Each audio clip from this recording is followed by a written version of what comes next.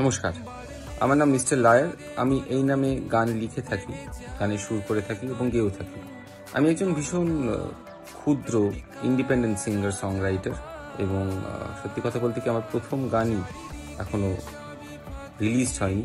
খুব শীঘ্রই সেটি কিন্তু আসছে, তার নাম আর কত কি। এবং এই গানটি নিয়ে আমরা বহু বছর ধরে যুদ্ধ করছি এবং যুদ্ধ জয় তখনই হবে যখন গানটি আপনাদের কাছে পৌঁছবে, আপনারা শুনবেন এবং আশা করব আপনারা গানটিকে সাপোর্ট করবেন।